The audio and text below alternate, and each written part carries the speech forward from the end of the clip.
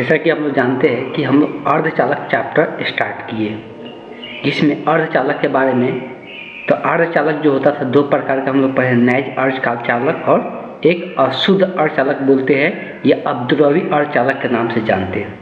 जो अवद्रव्य अर्धचालक होता है उसमें कुछ अशुद्धियाँ मिला दिया जाता है जो क्या करता है, विद्युत का चालन करने लगता है। तो जो अशुद्धि अर्धचालक होता है वो दो टाइप का हम लोग पढ़ रहे थे, एक है एन टाइप, एन प्रकार के अर्धचालक होता है, एक होता है पी प्रकार के अर्धचालक। तो हम लोग पिछले क्लास में एन प्रकार के अर्धचालक को हम लोग डिस्कस कर चुके थे। इन प्रकार के अर्धचालक में देखा जाता है कि उसमें इलेक्ट्रॉनों का बहुत लूटा होता है, मतलब इलेक्ट्रॉन ज़्यादा मात्रा में रहता है और होल क्या होता है, कम मात्रा में देखने को मिलता है। इलेक्ट्रॉन ज़्यादा मात्रा में उसमें देखने को मिलता है इन प्रकार के अर्धचालक में। आज हम लोग जो दूसरा डिस्कस करने वाले हैं वह है पी प्रकार के अर्धचालक के बारे में। पी प्रकार के अर्धचालक के बारे में हम लोग समझेंगे। तो देखो, जो एन प्रकार के अर्धचालक था, एन प्रकार के जो अर्धचालक था, इसमें अशुद्धिया के रूप में वैसा पदार्थ मिलाते हैं जिसका संयोजकता कितना होता है, 5 होता है।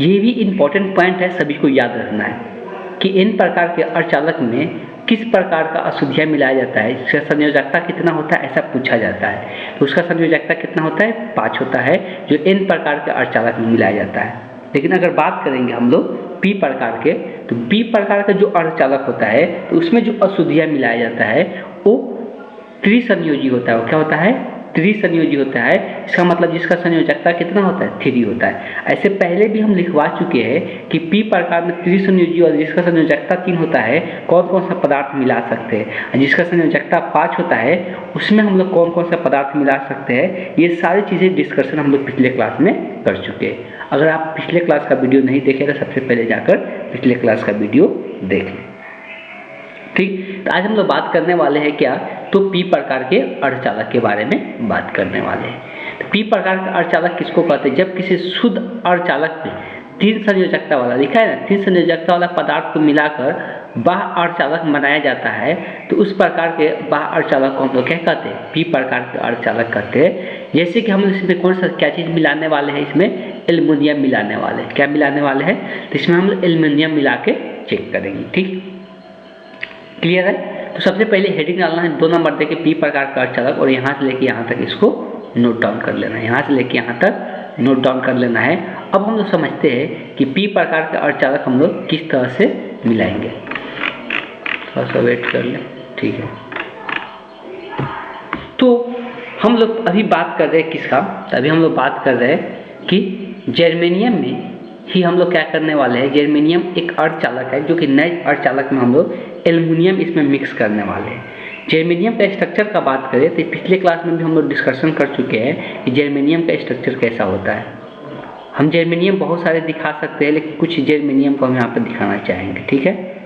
कुछ जर्मेनियम को यहाँ पर दिखा देते हैं, एक और दिखा देते हैं, 5 को दिखा देते हैं, 5 का दिखा देते हैं, कोई दिक्कत नहीं है, 5 का दिखा देते हैं। थोड़ा सा ध्यान से समझने की कोशिश किया जाएगा, इस टॉपिक को जितना क्लियर ढंग से समझेंगे उतना अच्छा है। कॉन्सेप्ट के साथ समझने की हम लोग कोशिश करेंगे। जर्मेनियम JE को हम जर्मेनियम कहते हैं, तो वही चीज़ लिख रहे हैं जर्मेनियम। से बहुत सारे जर्मेनियम आपस में मिलके जर्मेनियम अर्धचालक का निर्माण करता है। उसमें एक ही जर्मेनियम नहीं होता है, इस बात को ध्यान में रखना है। जर्मेनियम हो या सिलिकॉन हो, दोनों के संयोजकता का बात करेंगे तो कितना होता है, 4 ही होता है। दोनों का संयोजकता का बात करेंगे तो 4 होता है।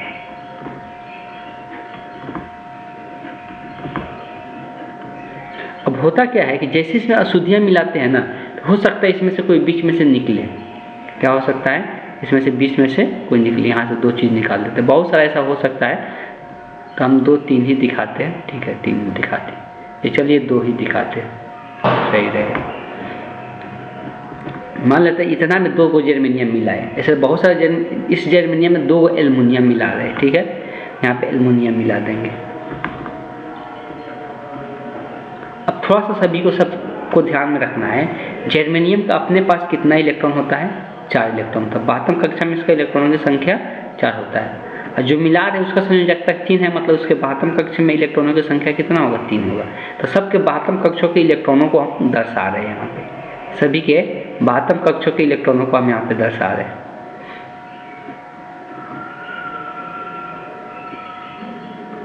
अब यहीं पर खेल शुरू होता है होल का। अभी तक हम लोग होल नहीं समझ पाए थे कि होल होता क्या है, तो उसको हम लोग यहाँ पे अब क्लियर ढंग से समझ पाएंगे कि ये होल होता क्या है। होल और इलेक्ट्रॉन का हम लोग चीज़ के बारे में चर्चा कर रहे थे ऊपर में भी।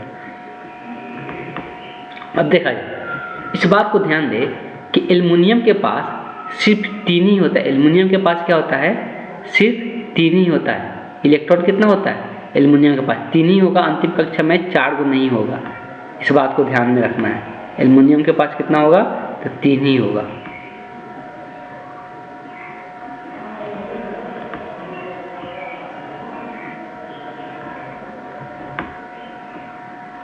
यहाँ पर भी हम 3 दिखा रहे हैं।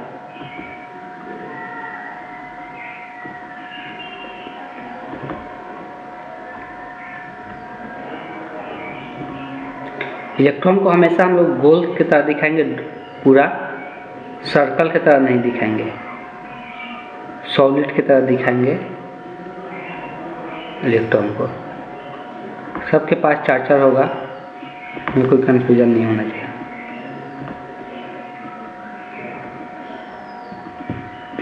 ऐसा स्ट्रक्चर हम पहले भी दिखा चुके थे, ऐसा स्ट्रक्चर हम पहले भी दिखा चुके थे। तो बनाने में समय लग रहा है, लेकिन सभी कुछ ध्यानपूर्वक देखेगा, तभी जाकर बात समझ में आएगा कि यहाँ पे क्या हो रहा है। देखा जाए, अब ये आगे वाला के साथ जुड़ेगा और जो रहेगा ये आपस में से जुड़ते जाता है, एक एक इलेक्ट्रॉन का शेयर करके। ये पहले भी स्ट्रक्चर हम दिखा चुके हैं।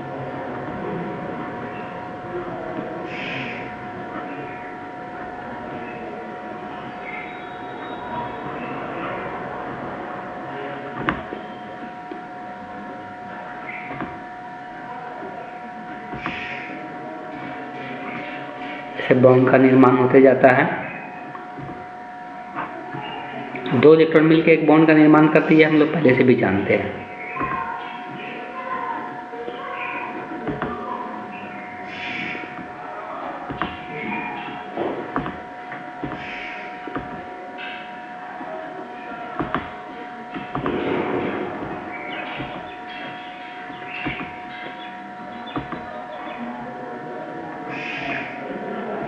दिक्कत कहाँ आएगा उस चीज़ को ध्यान देना है सभी को। दिक्कत ये आएगा कि जर्मेनियम का यहाँ एक इलेक्ट्रॉन बच जा रहा है। उस टाइम एक इलेक्ट्रॉन ज़्यादा हो जा रहा था, अब एल्युमिनियम यहाँ आने का यहाँ इसका एक इलेक्ट्रॉन बच जा रहा था। अब ये एल्युमिनियम के साथ जुड़ने के लिए एल्युमिनियम के पास क्या क्रिएट होता है? एक होल बनता है। क्या बनता है? एक होल का निर्माण होता है। इसी को रिक्त स्थान कहते हैं, इसी को होल कहते हैं। यहाँ पर भी एक होल बनेगा और यहाँ पर भी एक होल बनेगा। ये सबको हम लोग यहाँ पर भी इधर ही इंडिकेट कर देती है, क्या है? रिक्त है। ये रिक्त स्थान है, सभी को इंडिकेट करना है। एक यहाँ पर एक रिक्त स्थान बन रहा है। इसी को हम लोग क्या कहते हैं? रिक्त स्थान। इसी को हम लोग क्या कहते हैं? तो होल के नाम से जानते हैं। इसी को हम लोग होल कहते हैं या कोटर भी कहते हैं, पहले ही बता दिया गया। इसी को हम लोग होल कहते हैं। यही होल है जो यहाँ पर दिख रहा है, इसी को हम लोग होल कहते हैं। ठीक है, तो लिख लेना है सभी को। अब देखो होता क्या है, जो इलेक्ट्रॉन है इसको होल दिखता है, जिसके कारण ये इलेक्ट्रॉन इस होल के पास जाकर एल्युमिनियम को पूरा करने की कोशिश करता है। इस होल के पास जाकर जैसे ही इसके पास जाता है, यहाँ पर होल क्रिएट हो जाता है। फिर यहाँ पर होल क्रिएट होगा तो फिर और किसी का इलेक्ट्रॉन यहाँ पे आएगा तो वहाँ पे होल क्रिएट हो जाएगा। पहले देखो ध्यान देना है कि यहाँ का इलेक्ट्रॉन यहाँ जाएगा तो यहाँ पर होल बन जाएगा। अब यहाँ पर होल बना तो यहाँ से दूसरा इलेक्ट्रॉन सोचेगा चलो अब इसके पास हम जाते हैं, तो इस तरह का इलेक्ट्रॉन को यहाँ पे आएगा तो यहाँ पे होल बन जाएगा। तो इस तरह से हम लोग कह सकते हैं होल क्या करने लगता है? गति करने लगता है। इसमें होल के गति करने के कारण ही क्या होता है? ये विद्युत का चालन करना शुरू कर देता है। इसमें होल की गति करने के कारण ही क्या करता है? ये विद्युत का चालन करना शुरू कर देता है। इसी को हम लोग होल कहते हैं। ये डायग्राम बनाने की जरूरत नहीं है, ये बताया कि ऐसे बहुत सारा हो सकता है। यहाँ पर रिक्त स्थान बनेगा और उसी कारण इलेक्ट्रॉन गति करता है, लेकिन हमको लगता क्या है कि होल गति करता है बेसिकली। तो हम लोग ऐसा बोलते हैं कि होल के गति करने के कारण क्या होता है? इसमें विद्युत धारा प्रवाहित होने लगता है। तो त्रिसंयोजी में ऐसा देखने को मिलता है। अब आते हैं जो छोटा सा डायग्राम बनाने की जरूरत है, इतना बड़ा डायग्राम बनाने की जरूरत नहीं है, इसलिए पहले ही बोल रहे हैं कि इतना सा बड़ा सा डायग्राम नहीं बनाना, यही डायग्राम बना लेना है। इसमें भी वही चीज़ें बताया गया है, कुछ नया इसमें नहीं है। देख सकते हैं यहाँ पे होल को दर्शाया जा रहा है। अब देखो यहाँ पे दर्शाने के टाइम में सभी को थोड़ा सा ध्यान देना है कि ये जो यहाँ पे बनाया गया है ये क्या है, इलेक्ट्रॉन है। सभी को डॉट से दिखाना है, एक सर्कल से नहीं दिखाना है इलेक्ट्रॉन को, नहीं तो कन्फ्यूजन होगा आगे चल के। इसलिए सभी को यहाँ पे इंडिकेट करना चाहेंगे कि इसको हम लोग किससे दिखाना है, सभी को डॉट से दर्शाना है। अब होल को जैसे दर्शाया गया है, अब यहाँ पर देखो होल कहाँ पे, यहाँ पे होल है, ये भी सब इलेक्ट्रॉन ही है। इलेक्ट्रॉन को हमेशा डॉट से दर्शाना है, होल यहाँ पे है, ठीक। तो होल को वैसे दर्शाना है। इसमें एक एल्युमिनियम लेकर समझाया गया है, सभी को इसी प्रकार से दर्शाना है। ये सब के सब इलेक्ट्रॉन है, तो इलेक्ट्रॉन को डॉट से ही दर्शाना है।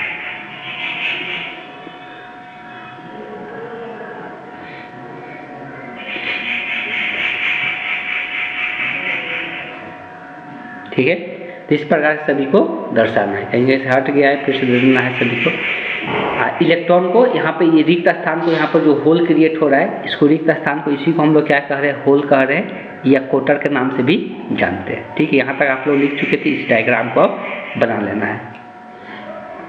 ये होल गति कैसे करता है, अभी थोड़ा देर पहले पढ़े कि यहाँ का इलेक्ट्रॉन यहाँ पे जाएगा तो यहाँ पे होल क्रिएट हो जाएगा। अब दूसरे जगह के इलेक्ट्रॉन इस होल में आएगा तो फिर वहाँ पे होल क्रिएट हो जाएगा। तो इस तरह से हम लोग बोलते हैं कि होल क्या कर रहा है, गति कर रहा है। ठीक है, ये डायग्राम बनाने के बाद इसको लिखना है सभी को। क्या दिया हुआ है, इसको पहले पढ़ते हैं। त्रिसंयोजी अशुद्धि को ग्राही अशुद्ध कहते हैं क्योंकि यह इलेक्ट्रॉन का ग्रहण करता है। तो ये क्या करता है, ये त्रिसंयोजी क्या कर रहा है, इलेक्ट्रॉन को ग्रहण कर रहा है। ये जो होल बन रहा है यही इलेक्ट्रॉन को ग्रहण करने का काम कर रहा है, इसलिए इसको हम ग्राही अशुद्धि के नाम से जानते हैं। सब डॉट करके भी लिख सकते हैं। अगला इसमें इंडिकेट करना है, इसमें बहुसंख्य मुख्यतः क्या होते हैं, कोटर होते हैं, मतलब होल होते हैं। कोटर मतलब होल होते हैं। बहुसंख्य मतलब ज़्यादा संख्या में कौन रहेगा, इसमें कोटर रहेगा। लेकिन अगर एन टाइप का बात करेंगे तो वहाँ पे ज़्यादा संख्या में कौन रहता था, इलेक्ट्रॉन रहता था।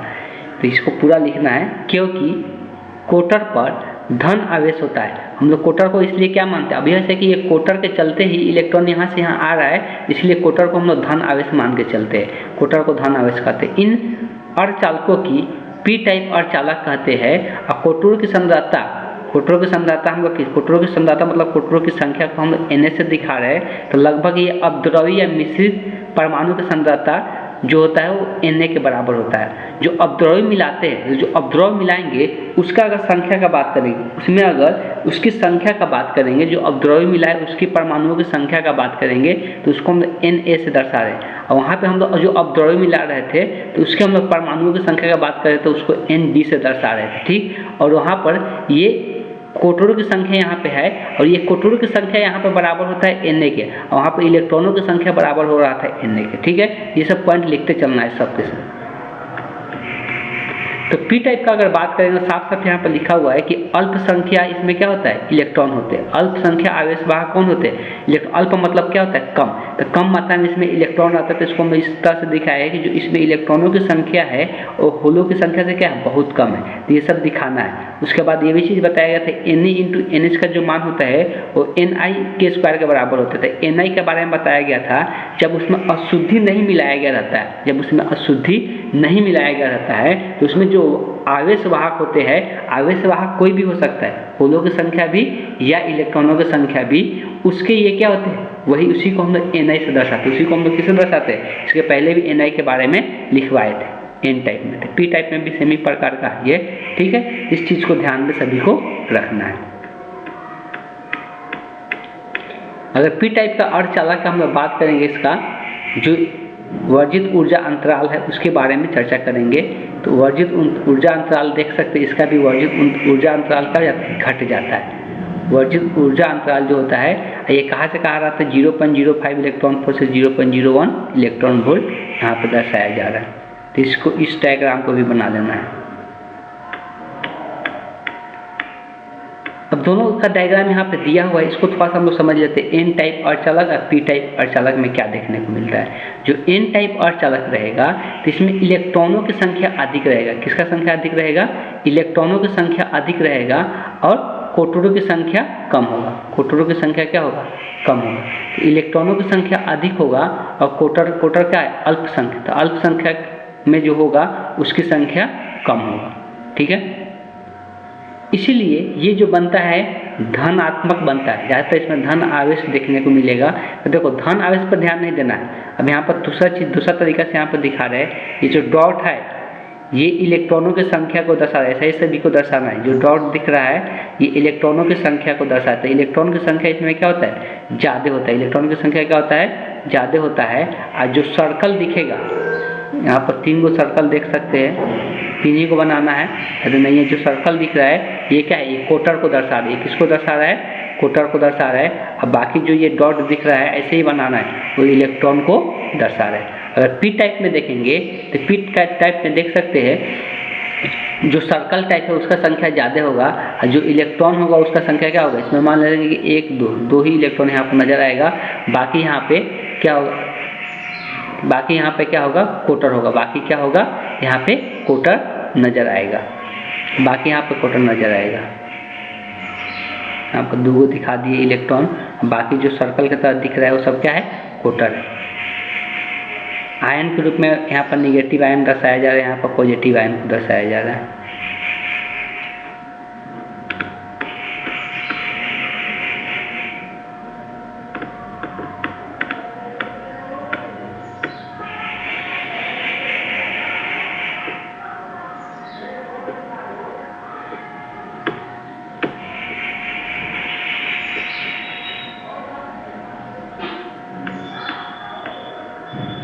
अब ये एन टाइप और पी टाइप में कैसे इलेक्ट्रॉन मूव करता है इसको हम लोग थोड़ा सा चर्चा करेंगे डिटेल में। इसको हम लोग चलते हैं, यहाँ से हम लोग इस टॉपिक को देखते हैं।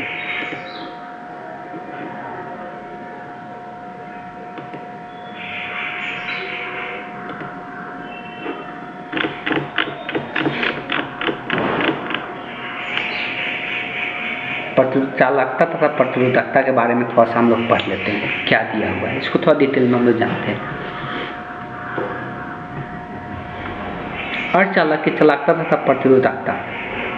अर्धचालक में विद्युत धारा का प्रवाह इलेक्ट्रॉन तथा होलों दोनों की गति के कारण होता है। जो अर्धचालक होता है, जो इलेक्ट्रॉन, इसमें जो विद्युत धारा प्रवाहित होता है ये दोनों की गति के कारण होता है, या तो होल की गति के कारण या इलेक्ट्रॉन की गति के कारण ऐसा देखने को मिलता है।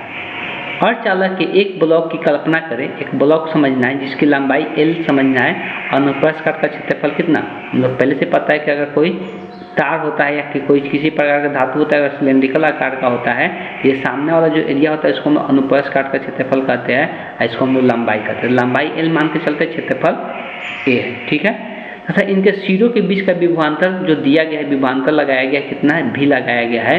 इलेक्ट्रॉन तथा होल दोनों की गति परस्पर विपरीत दिशा में देखने को मिलता है। विपरीत मतलब उल्टा, इस एक तरफ इलेक्ट्रॉन आएगा तो दूसरी तरफ होल जाता है, एक दूसरे के विपरीत दिशा में गति करता है। चूंकि धारा की दिशा धन आवेश की गति की दिशा में मानने की परिपाटी है, तो चूंकि धारा की दिशा, जो धारा की दिशा होता है, हम लोग ये भी जानते हैं कि धारा की दिशा उसी दिशा में होता है जिस दिशा में धन आवेश गति करता है। जिस दिशा में धन आवेश गति करता है उसी दिशा में क्या होता है? धारा का दिशा होता है।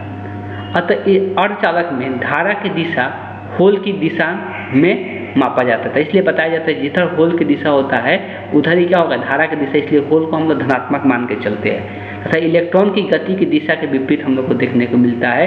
तो ये पहले से भी हम लोग पढ़ते, जिस तरफ इलेक्ट्रॉन गति करता है उसके विपरीत दिशा में कौन गति करता है? कौन, किसका फ्लो होता है? तो इलेक्ट्रॉन का फ्लो, धारा का फ्लो होता है इलेक्ट्रॉन के विपरीत दिशा में।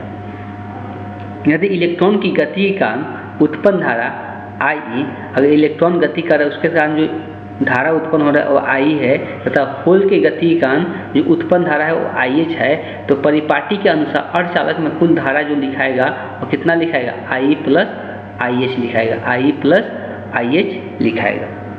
थोड़ा सा ध्यान से समझने की कोशिश करना है।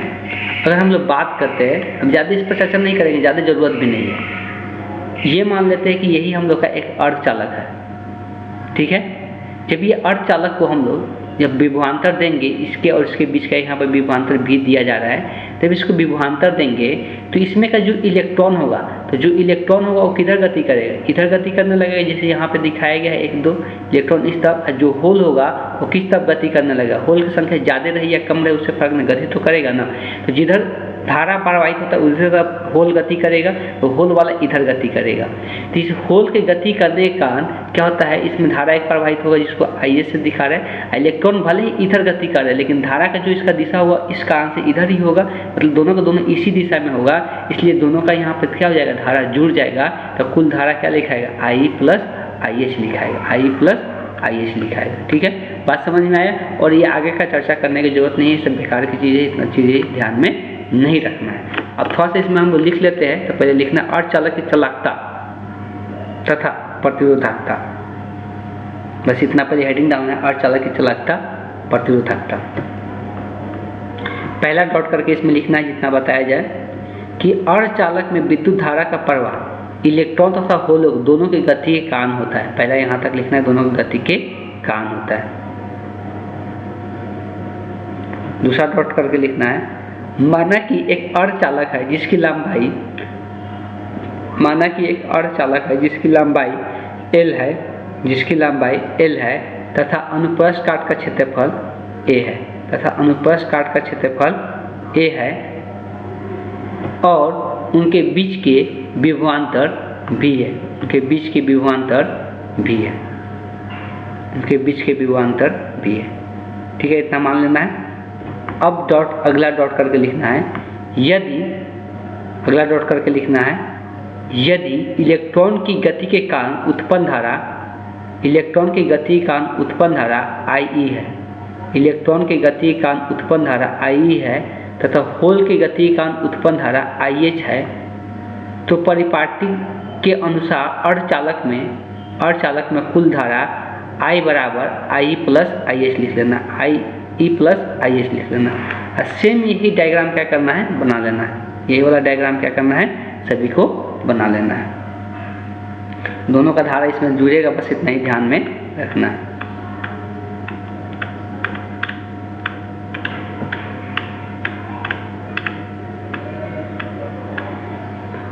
अब इसके बाद जो हम लोग चर्चा करने वाले हैं वो किसके बारे में चर्चा करने वाले हैं, तो PN जंक्शन के बारे में चर्चा करने वाले हैं। अब इसके बारे में जो हम लोग चर्चा करेंगे वो किसका चर्चा होगा, तो PN जंक्शन के बारे में।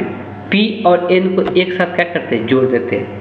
P और N को एक साथ जो जोड़ देते हैं तो उसको हम लोग क्या कहते हैं, PN जंक्शन के नाम से जानते हैं। जब P और N को एक साथ जोड़ते हैं तो उसको हम लोग PN जंक्शन के नाम से जानते हैं। तो आज उसी के बारे में हम लोग चर्चा करने वाले हैं।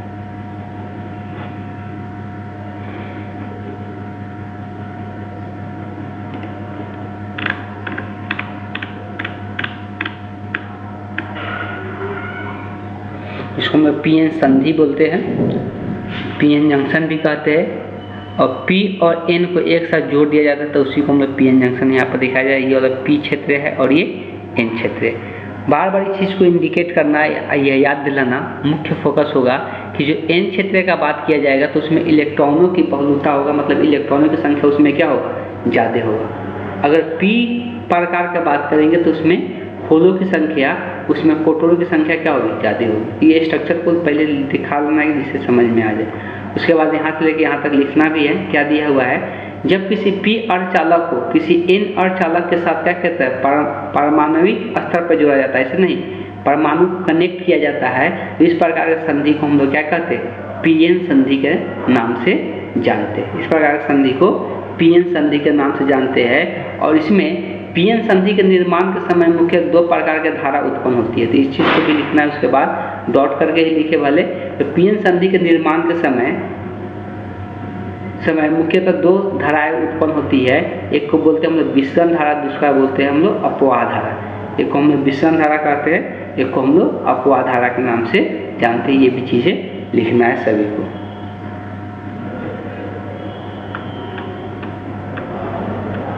जब जोड़ते हैं तो क्या होता है, जब आपस में जोड़ते हैं तो किस प्रकार से जुड़ता है और जुड़ने के बाद क्या होता है, उसको हम लोग समझने की कोशिश करेंगे। देखो, थोड़ा सा आइडिया दिमाग में सभी को रखना है, और ये जुड़ के बनता किस प्रकार से है उसको भी थोड़ा सा ध्यान में रखना है। अब यहाँ पर इसको पहले अलग से थोड़ा समझाते हैं, और ध्यान से सभी को सुनना है, नहीं तो फिर समझने में दिक्कत होगा। सभी को ध्यानपूर्वक सुनना है, नहीं सुनने पर ये सही ढंग से समझ में नहीं आएगा। चलिए तो आते हैं, सबसे पहले हम समझने की कोशिश करते हैं। हम क्या कर रहे हैं, सबसे पहले इधर एक तरफ P अर्धचालक ले रहे हैं, एक तरफ क्या कर रहे हैं, N अर्धचालक ले रहे हैं, एक तरफ P और एक तरफ N अर्धचालक आपस में जुड़ रहे हैं।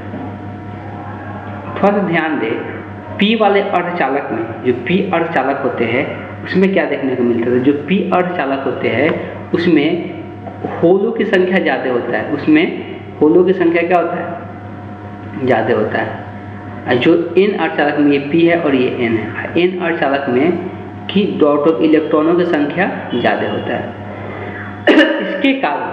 इसके कारण इसमें का जो इलेक्ट्रॉन होता है, इलेक्ट्रॉन का जो आवेश होता है इस ओर आ जाता है, और इसमें का जो होल होता है वो इस ओर आ जाता है, इसमें का जो होल होता है वो इस ओर आ जाता है। इसलिए यहाँ पर देख सकते हैं जो बनाया गया है, यहाँ पे धन आवेश को दर्शाया गया है बहुत सारा, और यहाँ पे ऋण आवेश को दर्शाया गया है। तो यहाँ पे आसपास में धन आवेश ऋण आवेश एक दूसरे के यहाँ पर समीप आ जाता है। धन आवेश और ऋण आवेश क्या होता है, एक दूसरे के समीप आ जाता है, और समीप आके एक दूसरे से एक विद्युत क्षेत्र से क्या हो जाता है, जुड़ जाता है। जब इधर प्लस होगा इधर माइनस होगा, तब प्लस से माइनस क्या होता है, एक विद्युत क्षेत्र उत्पन्न होता है। प्लस से माइनस की ओर क्या होता है, एक विद्युत क्षेत्र उत्पन्न होता है। इसी को हम लोग क्या कहते हैं, पीएन संधि के नाम से जानते हैं। यही विद्युत क्षेत्र एक दूसरे को क्या करते हैं, जोड़ के रखता है। अब यहाँ पर ध्यान, अब यहाँ पे जो कोटर है उसको ब्लैक से दर्शाया गया है। हम क्या करते हैं, जो इलेक्ट्रॉन है उसको रेड से दर्शाया गया है। तो अब यहाँ पर रेड से नहीं दर्शा के उसको हम लोग डॉट से दर्शा देते हैं। जो इलेक्ट्रॉन यहाँ पर दिख रहा है उसको हम डॉट से दर्शा देते हैं। इसमें इलेक्ट्रॉनों की संख्या अधिक है, इसमें इलेक्ट्रॉनों की संख्या क्या है, अधिक है। इसमें इलेक्ट्रॉनों की संख्या कम है, इसलिए कि ये क्या है, P, ये P अर्धचालक है। P अर्धचालक में इलेक्ट्रॉनों की संख्या कम होता है। अब इसमें अगर होल की संख्या का बात करेंगे, इसमें होलों की संख्या यहाँ पर देख सकते हो, होल की संख्या यहाँ पे कम है, इसमें होल की संख्या अधिक है, इसमें होल की संख्या अधिक है। क्लियर है। अब यही होल और इलेक्ट्रॉन होने के कारण इधर का प्लस वाला इधर चला गया इलेक्ट्रॉन के पास, इसलिए कि प्लस चार्ज इलेक्ट्रॉन की ओर क्या होता है, आकर्षित होता है, और इधर का माइनस वाला आवेश इधर होल देखकर इस ओर आ गया, इसलिए कि ये भी आकर्षित होगा। इस कारण से दोनों यहाँ पे संधि के पास क्या हो गया, आपस में इधर पूरा निगेटिव दिखने लगा और इधर क्या हो गया, पॉजिटिव दिखने लगा। तो पॉजिटिव से निगेटिव की ओर एक क्या होता है, विद्युत क्षेत्र उत्पन्न होता है। विद्युत क्षेत्र का यहाँ पर उत्पन्न होगा, इस ओर से इस ओर देखने को मिलता है। यहाँ पर लिख भी दिया है, कोटरों की कमी। यहाँ पर जो होता है, यहाँ पर समीप वाला पास में कोटर की कमी हो जाता है, इसलिए कि यहाँ पर सबके सब इधर से ऋण आवेश उठ के इधर आ चुका है, इधर से ऋण आवेश उठ के इधर आ चुका है। यहाँ पर ये सब ऋण आवेश को दर्शाया गया है। ऋण आवेश यहाँ पर शुरुआती दौर में यहाँ पर ऋण आवेश का मात्रा बढ़ जाता है, इसलिए कोटरों के यहाँ पर इलेक्ट्रॉन की कमी हो जाती है इस पोजीशन पे, इसलिए कि यहाँ पर धन आवेश की संख्या क्या हो जाता है, बढ़ जाता है। यहाँ पे धन आवेश की संख्या बढ़ जाता है। तो इस प्रकार से ये पीएन संधि का निर्माण होता है, और यह क्षेत्र मुक्त आवेश रहित होता है। अब इतना ही वाला जो क्षेत्र बना यहाँ पे क्या है, मुक्त रहित आवेश का मतलब क्या है, जब एक जगह प्लस और माइनस इकट्ठा होता है तो एक दूसरे के आवेश को क्या करता है, कैंसल आउट कर देता है, और कैंसल आउट जो कर देता है तो खाली स्थान हो गया, मतलब उस पर कोई आवेश नहीं होगा, तो उसको मुक्त आवेश रहित बोल रहे हैं। जिसको एक नाम से भी हम लोग जानते हैं, उसको क्या कहते हैं, अवक्षय परत के नाम से जानते हैं, या हासी परत भी कहते हैं, या डिफ्लेक्शन परत भी हम लोग इंग्लिश में बोलते हैं। तो ये जो परत का निर्माण होता है उसको हम अवक्षय परत के नाम से जानते हैं, जो बीच में ऐसा परत का निर्माण हो जाएगा जिसमें कोई भी आवेश देखने को नहीं मिलेगा। बात क्लियर है। इससे रिलेटेड अब देखो, विसरण धारा किधर से किधर उत्पन्न होता है। इसमें विसरण धारा उत्पन्न होता है, तो विसरण धारा किसको कहते हैं, तो जब होल इधर से क्या हो रहा था, जब इधर का जो इलेक्ट्रॉन इधर का क्या था, प्लस धन आवेश जो होल था तो होल इधर से इधर जाना शुरू किया, तब ना यहाँ पर प्लस आया। तो होल की गति जो इधर से उधर, उसके कारण जो धारा उत्पन्न होता है उसको विसरण धारा कहते हैं। जो इलेक्ट्रॉन के गति के कारण धारा उत्पन्न हुआ, इलेक्ट्रॉन इधर से इधर मूव किया, इलेक्ट्रॉन के गति के कारण जो धारा उत्पन्न होता है उसको हम लोग अपवाह धारा के दिशा कहते हैं। ये विसरण धारा की दिशा इधर होगा और अपवाह धारा की दिशा इधर होगा। अपवाह धारा मतलब इलेक्ट्रॉन की जो गति हुआ, इलेक्ट्रॉन की गति होने के कारण जो धारा उत्पन्न हुआ उसको हम लोग अपवाह धारा कह रहे हैं। और जो होल के गति करने के कारण जो धारा उत्पन्न हुआ उसको हम लोग विसरण धारा के नाम से जान रहे हैं। तो दोनों धारा का नाम ध्यान में रखना है। इसमें अलग अलग प्लॉट करके लिख सकते 2-4 पॉइंट जो कि सभी के लिए इम्पोर्टेंट है। पहला पॉइंट इसमें क्या दिया हुआ है, संद्रता प्रवणता के कारण एन क्षेत्र में बहुसंख्य इलेक्ट्रॉन पी क्षेत्र की ओर जाना प्रारंभ करते हैं। अब वही चीज़ लिखा हुआ है, एन क्षेत्र में क्या होता है, बहुसंख्य में कौन होता है, इलेक्ट्रॉन होता है, जो कि पी क्षेत्र की ओर जाना शुरू कर देता है। इसी प्रकार पी क्षेत्र का बहुसंख्य में क्या होता है, कोटर होता है। तो कोटर एन क्षेत्र की ओर जाना प्रारंभ करता है, इसलिए कोटर एन क्षेत्र की ओर जाना प्रारंभ कर देता है। इससे उत्पन्न होने वाली धारा को विसरण धारा कहते हैं। तो जो एन क्षेत्र में होता है उससे जो धारा उत्पन्न होता है, मतलब जो पी से कोटर मतलब हो गया होल, जो एन की ओर जाता है तो उसके कारण जो धारा उत्पन्न होता है उसको हम लोग क्या कहते हैं, विसरण धारा के नाम से जानते हैं। इसको यहाँ तक पूरा लिख लेना है, ठीक है, पहला डॉट में। दूसरा है, जब पी क्षेत्र से इलेक्ट्रॉन एन क्षेत्र की ओर तथा एन क्षेत्र से कोटर पी क्षेत्र की ओर गति करते हैं तो उत्पन्न होने वाली धारा को अपवाह धारा कहते हैं। जैसे अपवाह धारा दोनों प्रकार के इसमें बताया जा रहा है। पी से इलेक्ट्रॉन एन क्षेत्र की ओर, जब पी से इलेक्ट्रॉन एन क्षेत्र की ओर जा रहा है तथा एन क्षेत्र से कोटर यानी होल पी क्षेत्र की ओर गति करते हैं तो उससे जो उत्पन्न होने वाला धारा है तो टोटल को हम लोग क्या कहते हैं, अपवाह धारा के नाम से जानते हैं। जब तक संधि में विसरण धारा तथा अपवाह धारा एक दूसरे के बराबर तथा विपरीत न हो जाती है तब तक धारा नेट धारा प्रवाहित होते रहती है। असंतुलन की स्थिति में नेट धारा क्या हो जाती है, शून्य हो जाती है। तो देखो, जब तक दोनों का धारा, एक तो विसरण धारा इस ओर से उस ओर आ रहा है, अपवाह धारा उस तरफ से इस ओर आ रहा है, जब तक दोनों धारा का मान बराबर नहीं हो जाता है तब तक वो स्थिर स्थिति में नहीं आता है। इस बात को ध्यान में रखना है। उसके बाद यहाँ पर लिखना है, अवक्षय परत तथा हाशिर क्षेत्र में उत्पन्न होने वाली विद्युत क्षेत्र को अवरोधी विद्युत क्षेत्र या अवरोधी विद्युत क्षेत्र के नाम से, अवरोधी या अवरोधी, इसे दोनों में तो सेम ही नाम दिया, अवरोधी विद्युत क्षेत्र की अवरोधी विद्युत क्षेत्र कहते हैं। अच्छा, दोनों में यहाँ पर सेम एक्स्ट्रा चीज लिखा हुआ है, होने वाले उत्पन्न को विद्युत क्षेत्र का अवरोधी विद्युत क्षेत्र कहते हैं, अवरोधी विद्युत क्षेत्र कहते हैं। बस इतना लिख लेना है, यहाँ पर एक्स्ट्रा चीज लिख दिया गया, ठीक। इसके बाद जो हम लोग को पढ़ना है, वो हम लोग पढ़ना है अर्धचालक डायोड के बारे में पढ़ना है। तो डायोड का निर्माण पीएन संधि के कारण ही हो पाता है। जो डायोड बनता है वो किसके कारण बन पाता है, तो पीएन संधि के कारण ही डायोड का निर्माण होता है। तो ऐसा करते हैं, जो डायोड है, डायोड के बारे में हम लोग नेक्स्ट क्लास में पढ़ेंगे। आज की क्लास को हम यहीं पे एंड करते हैं।